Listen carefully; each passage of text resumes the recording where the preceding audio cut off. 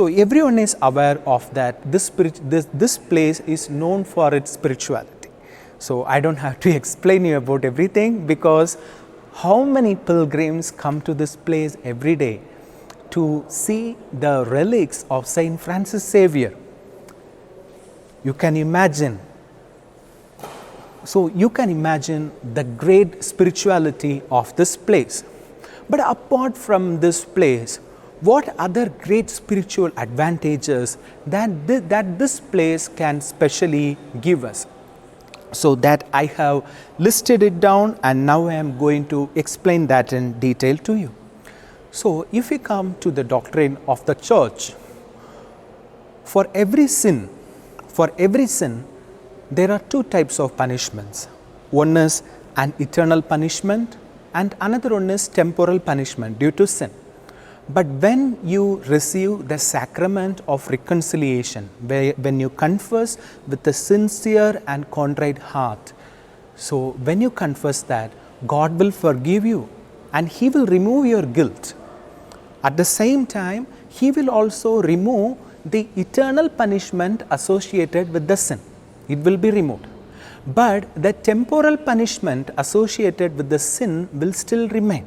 How I could say is that if you are, for example, see a person had broken the window glass is broken.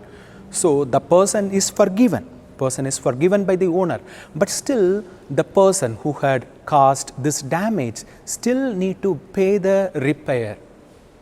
He still has the moral duty to pay the repair.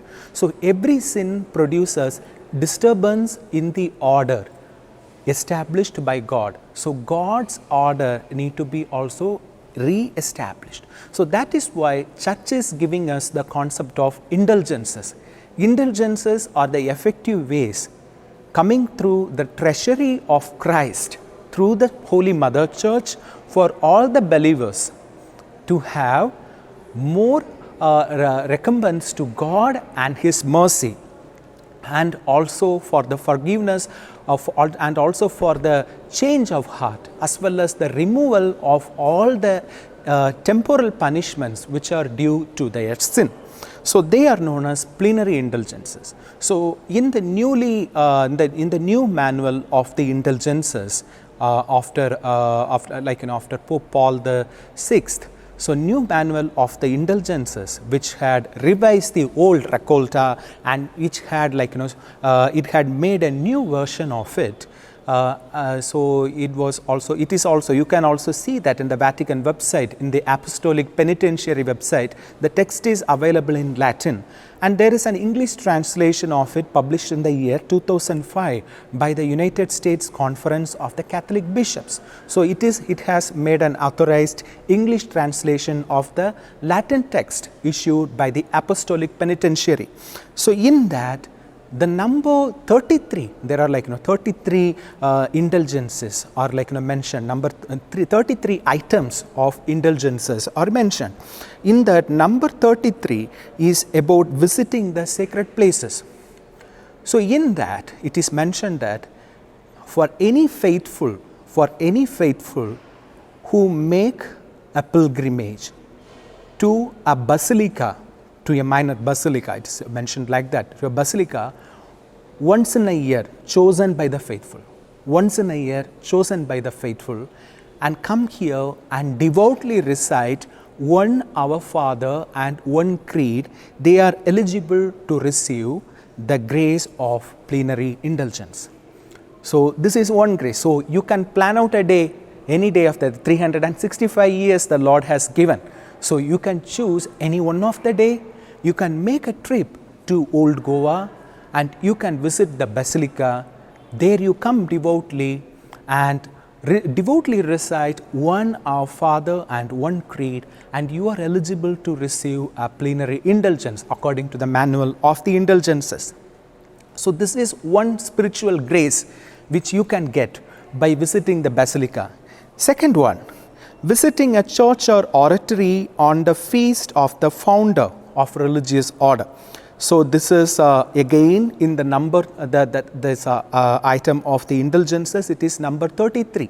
So in that it is still again mentioned, that is when a person when a faithful devoutly visits a church or an oratory of an institute of consecrated life or the society of apostolic life, on the liturgical memorial of their founder,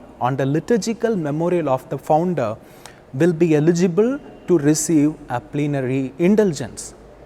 So, how about Basilica? You know that it was constructed by Jesuits, and now also the Jesuits are residing here as administrators. The archdiocese in possession, the Jesuits are residing here as administrators. You know it very well. So, in this historical Jesuit church, if you are visiting on the day of the founder of the Society of Jesus, who is none other than the great saint, Saint Ignatius of Loyola, and whose portrait you can find here, Saint Ignatius of Loyola, and his feast day falls on July 31st. So, on that day, when you visit here and devoutly recite one Our Father and one Creed, you are eligible to receive a plenary indulgence.